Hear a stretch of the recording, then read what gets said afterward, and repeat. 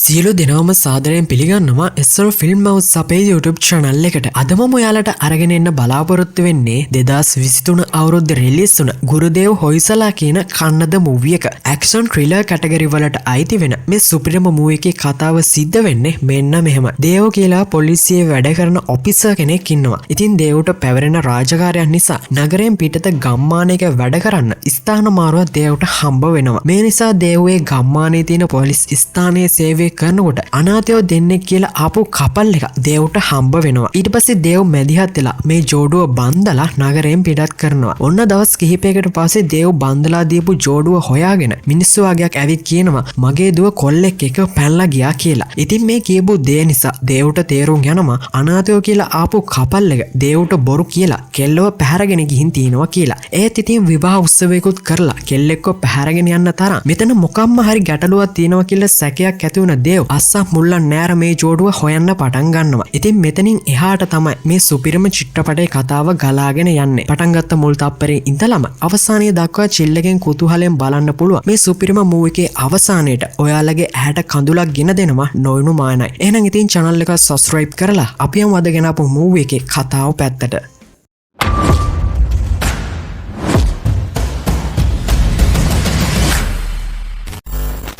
Film එක පටන් ගන්නවත් එක්කම අපිට පෙන්වන්නේ පිළිමයක් විවෘත කරන්න ආපු මිනිස්සු වාගයකට තවත් පිරිසක් ඇවිත් පහර දෙන දර්ශනයකින්. ඉතින් මේ පාර්ශව දෙක අතර ලොකු සටනක් ඇතිවන අතරේ පොලිසිය මැදිහත් වෙලා මේ රණ්ඩුව නවත්තන්න හදනවා. ඒත් මෙතන ලොකු පිරිසක් හිටපු නිසා පොලිස් ඔෆිසර් කෙනෙක් කතා කරලා කියනවා විරෝධතාවය නවත්තන්න අපිට තව කට්ටිය ඕනි කියලා. මේත් එක්කම තමයි අපේ කතාවේ ප්‍රධාන චරිතය වෙන දේව් කියන ඔෆිසර් මෙතනට එන්නේ. ඊට පස්සේ දේව් විරෝධතාවේ ඉන්න මිනිස්සුන්ට පහර දෙන්න පටන් ගන්නවා. ඔතනින් පස්සේ පොලිසිය ඉහළ නිලධාරිය දේව්ට එන්න කියලා කේස් එක ෆයිල් එකක් දෙනවා. මේ ෆයිල් එකේ තියෙන්නේ රහසිගත මිෂන් එකකට ගියපු පොලිස් පරීක්ෂක බගවාගේ ID එක සහ තවත් තොරතුරු වාගේ. ඉතින් බගවා කියන උප පොලිස් පරීක්ෂකතුමා රහසිගත මිෂන් එකකට ගින් ඉද්දි එකපාරටම අතුරුදහන් වෙනවා. හැබැයි මේ ගැන කවුරුත්ම දන්නේ නැහැ. ඒ නිසා මේ ඔෆිසර් දේව්ට කියනවා ඔයා මේ කේස් එක බාරගෙන බගවාව ඉක්මනට හොයාගන්න කියලා. ඉතින් දේව්ට ලැබුණ මේ කේස් එක නිසා දේව් කෝල් කරලා ගංගා කියන දේව්ගේ බිරිඳට කියනවා මට අදිනිය කියන ගමට හදිස්සියෙම යන්න වෙනවා. ඒ නිසා මගේ ඇඳුම් බෑග් එක ලෑස්ති කරන්න කියලා.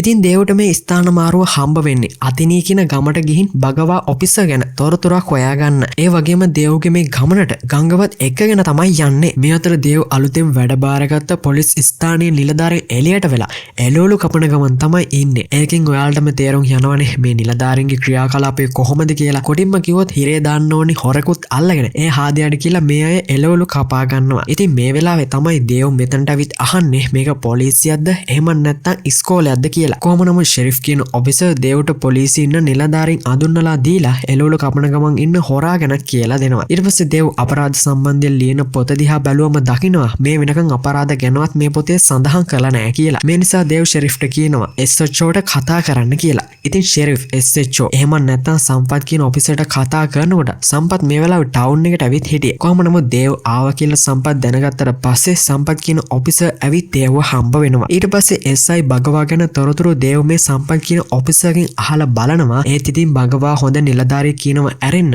SI බගවා ගැන කිසිම දෙයක් කියන්න සම්පත් නම් දැනන් හිටියේ නැහැ. කොහොම නමුත් බගවා මේ වෙනකන් හැන්ඩල් කරපු හැම කේස් එකකම තොරතුරු මට ලැබෙන්න සලස්සවන්න කියලා දේව් ආපහු ගෙදර යන්න පිටත් වෙනවා. ඒ වගේම දේව්ගේ අලුත් ගෙදර බඩමුට්ටු අස් කරගන්න නගා කියන අර හොරාවත් එකගෙන තමයි දේව් ආපහු ගෙදර යන්නේ. ඉතින් දේව්ගේ ගෙදරට ආපු නගා කියන හාදය දේව්ගේ ගෙදර තිබුණ රත්තරන් බඩු දැක්ක ගමන් ඒ වගේ මිලත් එක්ක බර ගංගට කියනවා. මොකද නගා කියන මේ හාදයට රත්තරන් බඩුත් එක්ක ලොකු සම්බන්ධතාවයක් තියෙන නිසා. කොහොම නමුත් ගංගා නගා කියන මේ හාදයවත් එක්කගෙන පොළට යනවා බඩු වගේක් ගන්න කියලා හිතාගෙන. ඒ වෙලාවේ ගංගා දේවට කෝල් කරන අතරේ නගා කියන හාදය දේව්ගේ නම විකුණලා පොලෙන් බඩු අරගන්නවා. ඊට පස්සේ බඩුත් අරන් මේ දෙන්න ආපහු ගෙදර එන්න පිටත් වෙනවා. මේ අතර දේව් ගිහින් අතුරුදහන් වෙලා ඉන්න බගවාගේ බිරිඳව ගිහින් හම්බ වෙනවා. හැබැයි බගවා අතුරුදහන් වෙලා ඉන්නේ කියලා මේ ගැන මුකුත්ම නොකිය බගවා හැන්ඩල් කරපු ෆයිල් එක බගවාගේ බිරිඳගෙන් ඉල්ල ගන්නවා. මේ ෆයිල් එකේ තියෙන දේවල් දැකපු ගමන් දේව පොලිසිය ලොක්කට කෝල් කරලා කියනවා මේ කේස් එක විසඳන්න ටික දවසක් යයි කියලා. මේ අතර නිවුස් වල පළ වෙනවා නීතිවරෝධී වැලිජාවරම් කරන මිනිස්සුන්ව අල්ලගන්න බැරිව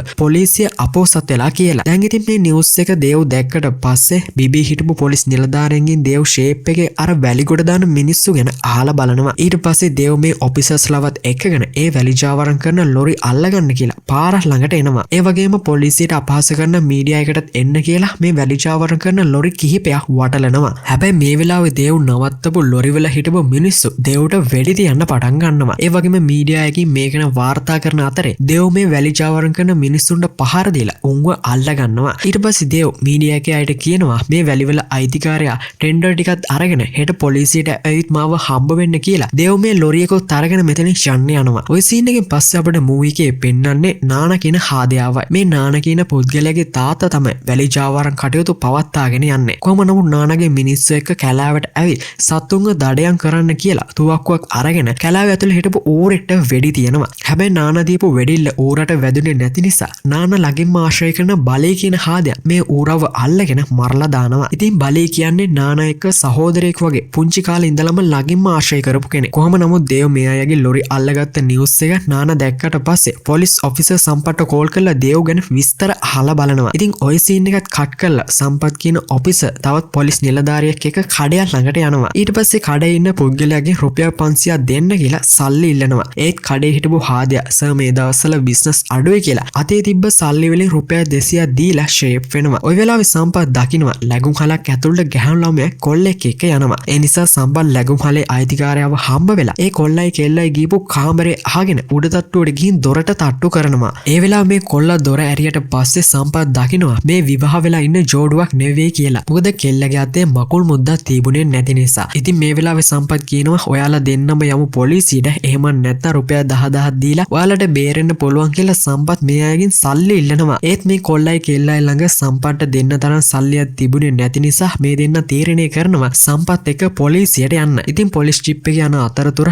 ආපහු සම්පත් මේ දෙන්නගේ රුපියල් 5000ක් ඉල්ලනවා. ඒත් රුපියල් 5000ක්වත් මේ කොල්ලා ළඟ තිබුණේ නැති නිසා රුපියල් 300ක් සම්පත්ට දීලා මෙතනින් යන්න හදනවා. හැබැයි රුපියල් 300ක් දීලා සම්පත්ගෙන් බේරෙන්න බැරි වුණ නිසා මේ කොල්ලයි කෙල්ලයි දෙන්නම පොලිසිය ඇතුළට එක්කගෙන යනවා. අපොයි මෙච්චර වෙලා ගිහිල්ලා මට මේ දෙන්නගේ නම් කියන්න බැරි වුණානේ. ඉතින් මේ කොල්ලගේ නම රවි, එතකොට කෙල්ලගේ නම භූමි. කොහොම නමුත් පොලිසිය ඇතුළට අරගෙන ආපු රවි සහ භූමි රෑ එළි වෙනකම්ම හිටියේ පොලිසියේ බංකුවක් උඩ. ඉතින් උදේ වුණාට පස්සේ දේව් රාජකාරී වැඩ කරන්න පොලිසියට එනවා. ඊට පස්සේ රවි සහ භූමි ඉන්නවා දැකලා මේ දෙන්නට දේව් ළඟට එන්න ගිහලා රවිගෙන් විස්තර අහලා බලනවා. එතකොට රවි කියනවා අපි දෙන්නම අනාථයෝ අම්බේවාඩි වෙල ඉඳලා තමයි ආවේ. අපි දෙන්නට විවාහ වෙන්න ඕනේ නිසා කියලා දේව්ට කියනවා. ඒ වගේම රවිගෙන් එහෙම සම්පත් සල්ලි ඉල්ලුව එක දේව්ට කියලා රෑ එළි වෙනකන් අපි හිටියේ පොලිසිය ඇතුලේ කියලා රවි මේ වෙලාවේ කියනවා. මේ දේ අහලා හොඳටම කේන්ති කිව්ව දේව් සම්පත්ට එන්න කියලා රවිගෙන් එහෙම සල්ලි ඉල්ලුව එකට සම්පත්ට බනින්න පටන් ගන්නවා. ඒ වගේම පොලිසියට එක්කගෙන ආපු නිසා රවිට සහ භූමිට අද උදේ කසාද කරගන්නත් උනේ නැති එකට සම්පත්ගේ සල්ලි වලින් මේ දෙන්නගේ කසාද සිද්ධ කරන්න කියලා දඩුවම සම්පත්ට දෙනවා. ඉතින් මොනා කරන්නද? සම්පත්ගේ අතේ තිබුණ සල්ලි වලින්ම පූජකයෙක්ව ගෙන්නලා පොලිසිය ඇතුළෙම රවි සහ භූමිව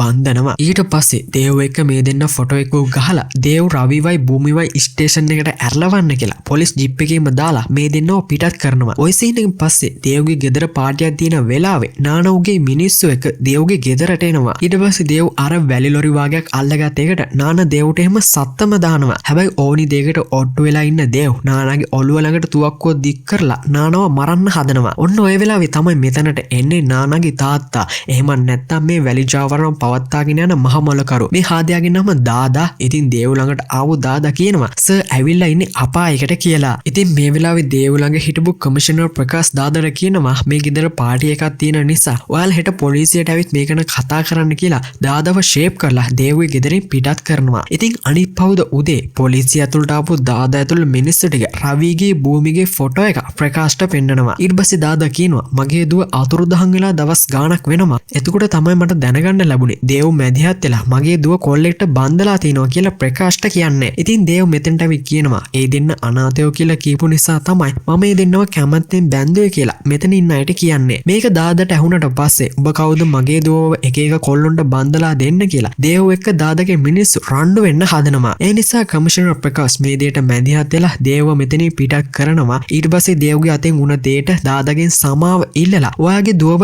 ඉක්මනටම අපි හොයලා දෙන්නම් කියලා දාදාට කියනවා. කොහොම නමුත් දේව් දාදාගේ මිනිස්සු එක්ක පැටළුණ නිසා දේව්ගේ බිරිඳව බය කරන්න කියලා දාදාගේ මිනිස්සු දේව් නැති වෙලාවේ ගෙදරට යනවා. ඊට පස්සේ දේව්ගේ බිරිඳට මොනාවත්ම නොකර ටික වෙලාවක් වාඩි වෙලා ඉඳලා ආපහු මේ අය ගෙදරින් එළියට එනවා. ඔන්න ආයෙත් දවසක ගංගා ළමයි වාගයකට නැටුම් පුරුදු කරන අතරතුර දාදගේ මිනිස්සු මෙතනට ඇවිත් ගංගට පේන නටන්න පටන් ගන්නවා. ඒ වගේම ගංග ට්‍රීවිල් එක්ක නගරයට යන අතරතුර දාදගේ මිනිහෙක් ගංග ගිහපු ට්‍රීවිල් එකට නැගලා අපේ වැඩවලට ඔබේ මිනිහට මැදිහත් වෙන්න එපා කියලා ගංගට තර්ජනය කරනවා. ඉතින් මේ හැම දෙයක්ම කරන්නේ ගංගාව බය කරලා දාදගේ වැඩවලින් දේව්ව අයින් කරලා තියන්න. කොහොම නමුත් නානා මේ ගමේ ප්‍රධාන පෙළේ ව්‍යාපාර කරන පුද්ගලයන්ව ගෙන්නලා කියනවා අපිට වඩා කුලයෙන් පහත් මිනිස්සු මගේ නංගිව එකගෙන පැනලා ගිහින් තියෙනවා. ඒ නිසා උන්ව මට්ටු කරන්න කියලා මේ ව්‍යාපාරවල වැඩ කරන මිනිස්සුගේ රස්සා නවත්තන්න කියලා මේ අයට කියනවා. දැන් ඉතින් පොඩි මිනිහගේ රස්සාව නැති වුණා කියන්නේ ජීවත් වෙන්න ක්‍රමයක් නැති නිසා මිනිස්සු හැමෝම වගේ පොලිසිය ඉස්සරහට එනවා. ඊට පස්සේ මේ අය කියනවා අපි රස්සා කරපු තැන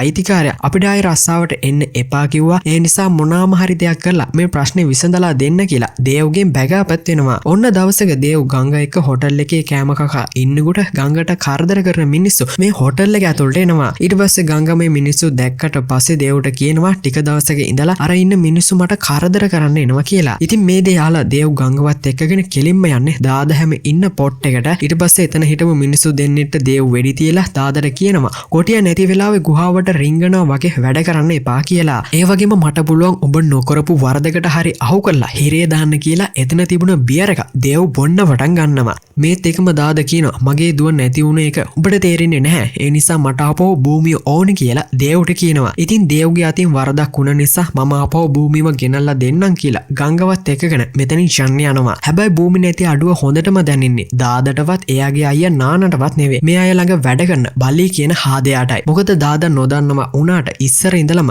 බලී භූමිට ආදරය කරලා තියෙනවා. ඉතින් මේ ගැන භූමිගේ අයියා නම් කලින් ඉඳලම දැනගෙන තියෙනවා. ඒත් නානා කුලයෙන් පහත් බලීට එයාගේ නංගිව දෙන්න කැමති වෙනවා. මොකද පොඩි කාලේ ඉඳලම බලී නානා එක්ක සහෝදරයෙක් වගේ හිටපු නිසා. කොහොම නමුත් නානා බලීට එයාගේ නංගිව දෙනවා කියපු නිසා බලී සම්පත් කියන ඔෆිසර්ට කෝල් කරලා කියනවා දේව් හොයාගන්න හැම තොරතුරක්ම මට ලැබෙන්න සලස්වන්න ඕනි කියලා. ඉතින් සම්පත්ගේ අතට සල්ලි හම්බ වෙන නිසා සම්පත් කැමති වෙනවා බලීට දේව් හොයාගන්න හැම තොරතුරක්ම ලබා දෙන්න. ඉතින් දේව්ට සැකසහිතයි කියලා හිතන හැම තැනකටම වගේ ගිහින් එතන හිටපු කොල්ලෙක් කියනවා සැලුන් එක වැඩ කරන රවිගේ යාළුවෙක් ගැන. ඊට පස්සේ ඉතින් දේව් පොලිස් ඔෆිසර්ස්ලා එක්ක සැලුන් එකේ වැඩ කරන රවිගේ යාළුවව හම්බ වෙන්න යනවා. ඊට පස්සේ රවිගේ යාළුවා කියනවා මේ හැමදේම පටන් ගන්නේ කෝවිලේ තිබුණ උත්සවයකින් කියලා. මූවි එක දින කිහිපයක අතීතයට යනවා. ඉතින් කෝවිලේ තිබුණ උත්සවයේ සංවිධානය කරලා තියෙන්නේ භූමිගේ තාත්තා සහ උගේ මිනිස්සු ටිකයි. කොහොම නමුත් භූමිගේ පවුලේ අය කුලයෙන් උසස් අය ඒ වගේම අහංකාර ගති භූමිගේ පවුලයට තිබුණා. ඒ නිසා දාදා හැම කෑම කන තැනවත් කුලයෙන් පහත් අයට ඉන්න නොදී මෙතනින් පිටත් කරනවා. ඔන්න එතකොට තමයි රවිට එකටම දාදාව හම්බ වෙන්නේ. ඒ විතරක් නෙවෙයි රවි යාගේ යාළුවාගේ සැලුන් එකේ කොණ්ඩේ කපන අතරතුර දාදා ඔයාට එන්න කිව්වා කියලා රවිගේ කොණ්ඩේ භාගයක් කපලා යාළුවාව එක්කගෙන යනවා. දැන් මේ හේතු නිසාම රවිට දාදා එක්ක තරහක් ඇති වෙනවා. ඉතින් උත්සවයේ අතරතුර දාදට ඇහෙන්නම කුලේ ගැන කියවෙන සින්දුවක් දාලා රවි දාදට අවමන් කරනවා. හැබැයි රවි මේ කරපු දේ නිසා බලී මැදිහත් වෙලා රවිට පහර දෙන්න පටන් ගන්නවා. හැබැයි දාදා සහ නානා නොදන්නවා උනාට මේ වෙනකොට භූමි රවි ගැන අදහසක් ඇති වෙලා තමයි තිබුණේ. ඒ නිසා රවිව බලන්න භූමි හොස්පිටල් එකටත් ඇවිල්ලා මේ දෙන්න ටික කාලයක් යනකොට ආදරය කරන්න පටන් ගන්නවා. හැබැයි වැඩේ කියන්නේ හෝලි උත්සවයේ දවසේ රවි සහ භූමි එකට ඉන්නවා බලී දකිනවා. හැබැයි බලී මේ ගැන දාදට කියන්න ගියේ නැහැ. කොහොම නමුත් දාදා හැම මේ ගැන දැනගන්න කලින් භූමි රවි එක්ක කතා වෙලා ගෙදරින් පැනලා යනවා. අන්න ඊට පස්සේ තමයි දේව් මැදිහත් වෙලා මේ දෙන්නගේ කසාදේ සිද්ධ කරලා ස්ටේෂන් එකට ඇරලවන්නේ. කොහොම නමුත් ස්ටේෂන් එකේ ඉඳලා අන්තිම වතාවට රවි එයාගේ යාළුවාට කෝල් කරලා භූමිව කසාද බඳපු සීන් එක කියනවා. හැබැයි රවි භූමිව කසාද බඳලා තියෙන්නේ භූමිට තියෙන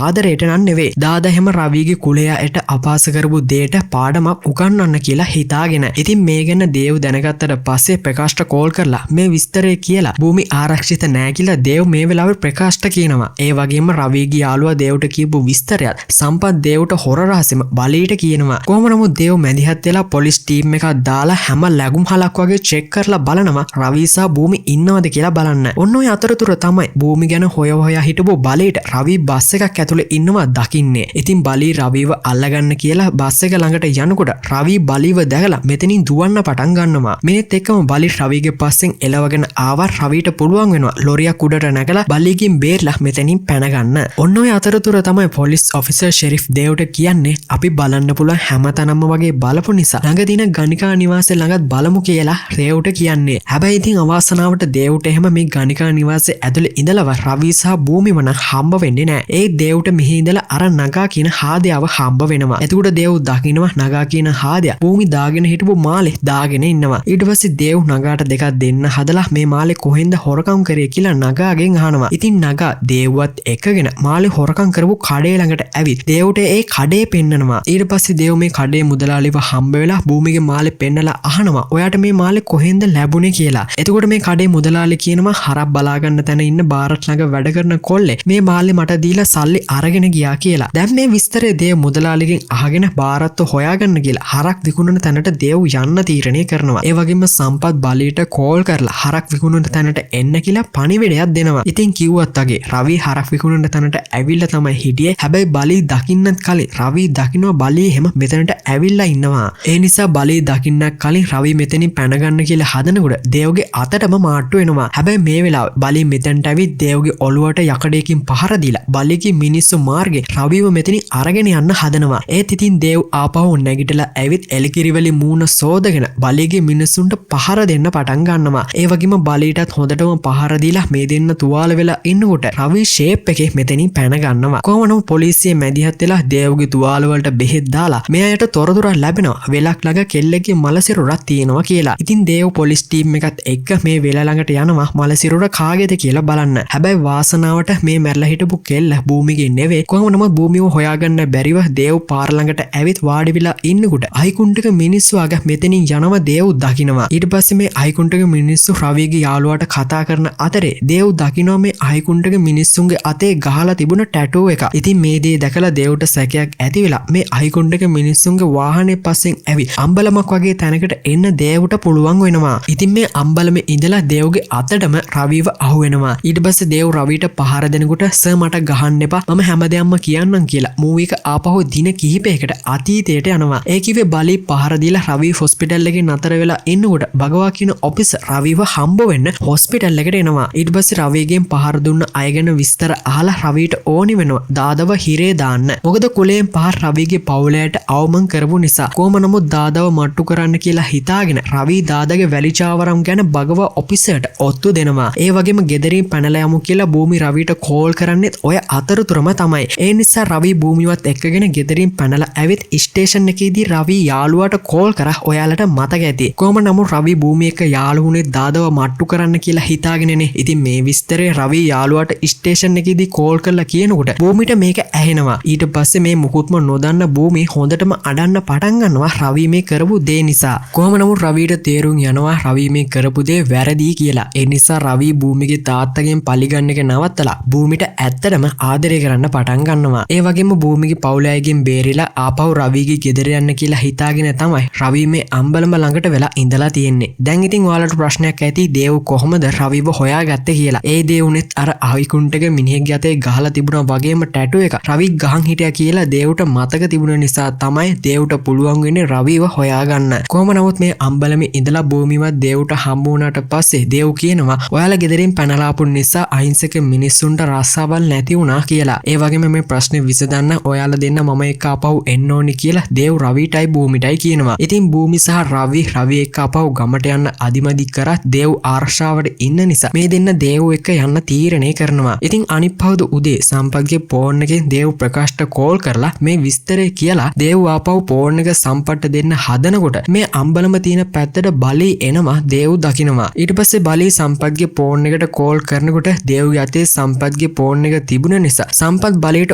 ඔත්තු දෙනවා කියලා දේව් මේ වෙලාවේ දැනගන්නවා. ඊට පස්සේ සම්පත් කරපු වරදට දේව් සම්පත්ට බැනලා පහර දෙන්න කියලා හදනකොට බලී ඇවිත් රවිව අල්ල ගන්නවා. ඒ වගේම රවිව මෙතනින් අරගෙන යන්න කියලා try කරනකොට දේව් මෙතනට ඇවිත් බලීගේ ඔළුව ළඟට තුවක්කුවක් දික් කරනවා. ඊට පස්සේ බලීව ඇරස් කරලා බලීවත් දාගෙන මේ අය ආපහු ගමට යන්න පිටත් වෙනවා. ඉතින් මේ අය වාහනේ ටික දුරක් යනකොට දේව්ට ප්‍රකාශ හම්බ වෙනවා. ඒ වගේම ප්‍රකාශ මේ වෙලාවේ දේව්ට කියනවා රවිවයි භූමියවයි මට බාර දෙන්න කියලා. මොකද දේව් දාද ළඟට ගියොත් ප්‍රශ්න ඇති වෙන නිසා. ඉතින් ප්‍රකාශ කියන දෙයට ඉහෙලින් මොකුත්ම දේව්ට කරන්න බැරි නිසා දේව් රවිවයි භූමිවයි ප්‍රකාශට බාර දෙනවා. ඊට පස්සේ ප්‍රකාශ රවි සහ භූමිව වාහනේ දාගෙන ඇවිත් දාද හැම ඉන්න පොට් එකට එනවා. ඒ වගේම භූමිව දාදට බාර දීලා ප්‍රකාශයෙන්ම කරපු උදව්වට දාද ස්තුති කරනවා. ඊට පස්සේ ප්‍රකාශ රවිව එක්කගෙන මෙතනින් යන්න කියලා හදනකොට දාද කියනවා මේ කොල්ලත් දැන් අපේ පවුල කෙනෙක් නිසා රවි අපි ළඟම ඉඳී කියලා රවිවත් දාද ළඟට එක්ක ගන්නවා. ඔතනින් පස්සේ දේව් ආපහු ගෙදර ඇවිත් එයා එයාගේ බිරිඳ එක්ක කාලේ ගත කරලා ආපහු පොලිසියට ගියාම දකිනවා බලේ උඩ එල්ලෙලා ඉද්දින් ව්‍යායාම කරනවා. ඉතින් දේව බලේ ළඟට ඇවිත් අතුරුදහන් වෙලා ඉන්න භගවා ඔෆිසර් ගැන විස්තර බලේගෙන් මේ වෙලාවේ අහනවා. එතකොට බලේ කියනවා මට කෑම නැතිව බඩගිනි වෙලා ඉන්නකොට කෑම දීලා උදව් කරේ නානා. එදායින් පස්සේ සහෝදරයෙක් වගේ මම නානා ළඟ තමයි හිටියේ. ඒත් භගවා ඇවිත් නානාට වෙඩි තියන්න ආපු නිසා මම භගවා ඔෆිසර්ව මැරුවා කියලා මේ වෙලාවේ දේව්ට කියනවා. දැන් දේව් හොඳටම දන්නවා භගවා ඔෆිසර් ජීවිතුන් අතර නැහැ කියලා. ඒ නිසා බලී මාර්ගේ භගවා වලදාපු සොහොන ළඟට ඇවිත් භගවාගේ අස්ති කොටස් ආපහු ගොඩ ගන්නවා. ඒ වගේම බලී කරපු වරදට ජීවිතාන්තය දක්වා හිරේ දාන්නත් උසාවිය තීරණය කරනවා. කොහොම නමුත් භගවා ඔෆිසර්ගේ අවමංගල කටයුතු පවුලේ අය මැදිහත් වෙලා අවසන් කරනකොට දේව්ට තොරතුරක් ලැබෙනවා අවුරුදු 22ක විතර කොල්ලෙක් මැරිලා ඉන්නවා කියලා. ඉතින් හොස්පිටල් එකට ආපු දේවා මලසිරුර දැක්ක ගමන් අඳුර ගන්නවා මේක රවිගේ මලසිරුර කියලා. ඒ වගේම ડોක්ටර් කියනවා මේ කොල්ලා මැරිලා තියෙන්නේ පහර දීපු නිසා කියලා රවිගේ කැඩිච්ච අස්ති කොටස් දේව්ට මේ වෙලාවේ පෙන්නනවා. කොහොම නමුත් දේව් මැදිහත් වෙලා රවිගේ මලසිරුර පවුලයට ලැබෙන්න සලස්සනවා. හැබැයි රවිගේ අම්මට නම් මේ මැරිලා ඉන්නේ යාගේ පුතා කියලා දරා ගන්න බැරි තරමට ෂොක් වෙලා තමයි හිටියේ. ඒ වගේම රවිගේ මුහුණත් විකෘති වෙන තරමට පහර දීලා තිබුණ නිසා රවිගේ තාත්තා කියනවා මට මේ මලසිරුර බාර ගන්න බැහැ කියලා. කොහොම නමුත් දේව්ටත් මේ වෙලාවේ මාර්ම විදිහට දුක හිතෙනවා. ඒ නිසා දේව් කේන්තියටත් එක්ක ආපහු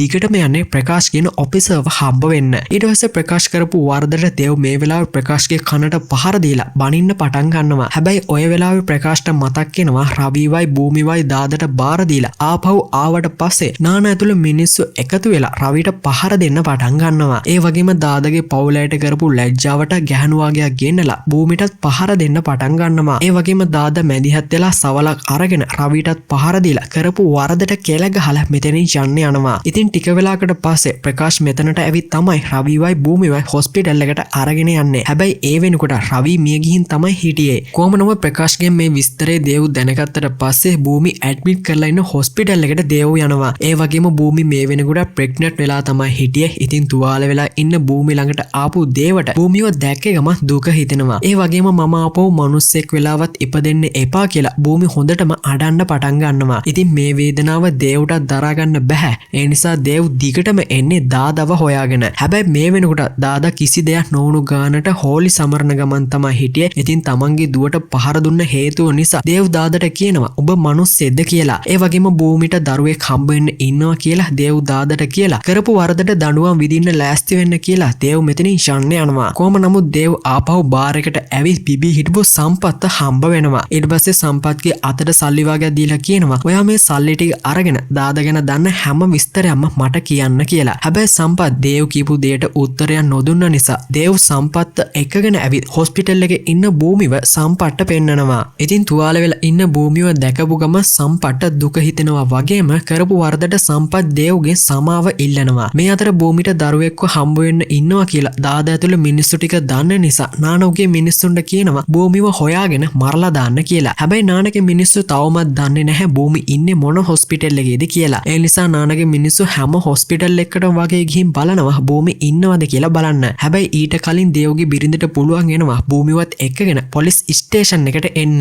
ඒත් ඉතින් පොලිස් ස්ටේෂන් එක ඇතුලේ භූමි ඉන්නවා නානා දැකපු නිසා නානා මේ විස්තරය කෝල් කරලා දාදට කියනවා. ඊට පස්සේ නානාගේ මිනිස්සුන්ට එන්න කියලා පොලිස් ස්ටේෂන් එකට පහර දෙන්න පටන් ගන්නවා. ඒ නිසා නානාගේ මිනිස්සුන්ට එන්න බැරි වෙන්න සම්පත් ඇතුළු පොලිස් ටීම් එක දොරවල් වහලා දාලා දේව්ට කෝල් කරනවා. ඉතින් නානාගේ මිනිස්සුන්ට පොලිසිය ඇතුළට යන්න බැරි වුණ නිසා නානා දොරෙන් එහා පැත්තේ ඉඳලා පොලිසියට වෙඩි තියන්න පටන් ගන්නවා. හැබැයි සම්පතු බය නොවේ. මේකට ප්‍රතිපහාරයක් ලෙස පොලිසිය ඇතුළේ ඉඳලා තුවක්කුවකින් දොර එහා පැත්තේ ඉන්න අයට වෙඩි තියලා නානාගේ මිනිස්සු දෙන්නෙක්ට වෙඩි වදිනවා. හැබැයි ඔය වෙලාවේ පොලිසියවත් හිතපු නැති විදිහට නානාගේ මිනිස්සු පෙට්‍රල් බෝම්බ වලින් පොලිස් ස්ටේෂන් එකට පහර දීලා ගිනි තියනවා. කොහොම නමුත් පොලිසිය මේ ගිනි නිවන අතරේ දේව් මෙතනට ඇවිත් නානාගේ මිනිස්සුන්ට පහර දීලා බාගෙට භාගයක්ම පරාද කරන්න දේව්ට පුළුවන් වෙනවා. ඒ වගේම දේව් නානටත් පහර දීලා හොඳටම තුවාල වෙලා ඉන්නකොට භූමි ඉස්සරහම නානට වෙඩි තියලා මරලා දානවා. ඉතින් ඊට පස්සේ නානාගේ මලසිරුවට බලන්න ආපු දාදට එයාගේ පුතාගේ මිනිහ දැක්ක ගම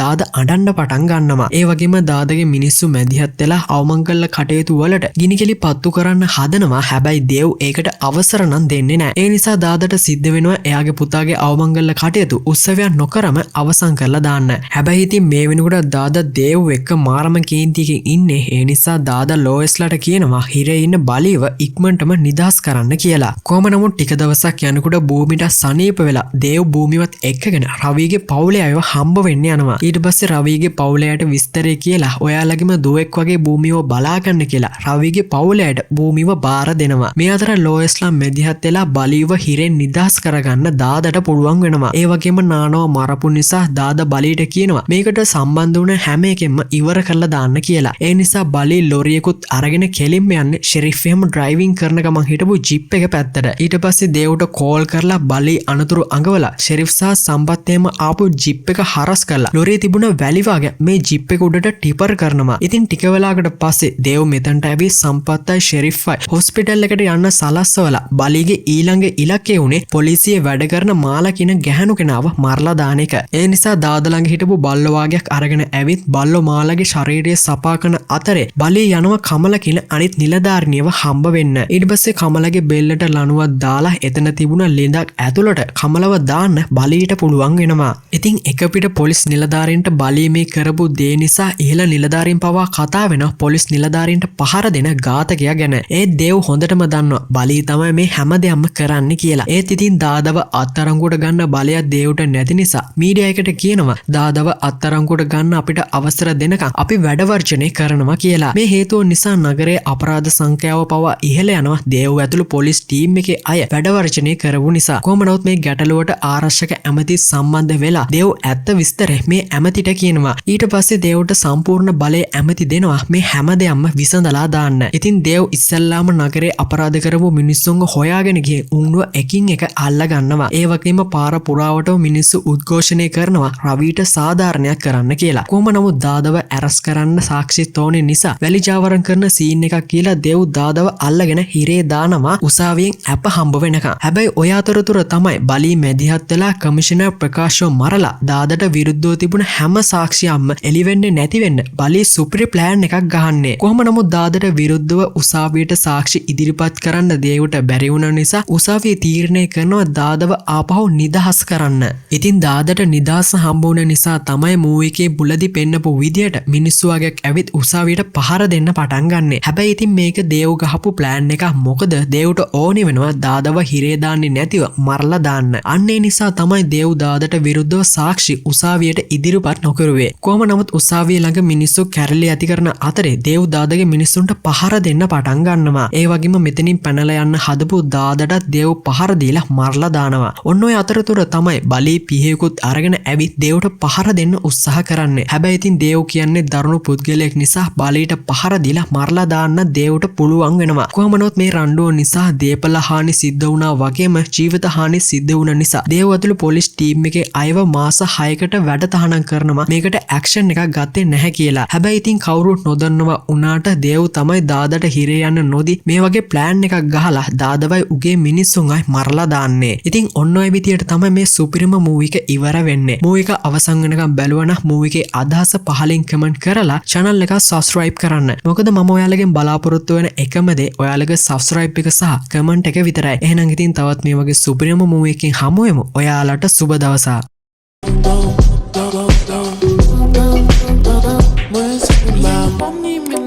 Лица номера, я помню только пин-код за мастер-класс. Походка от бедра, это я иду в магаз.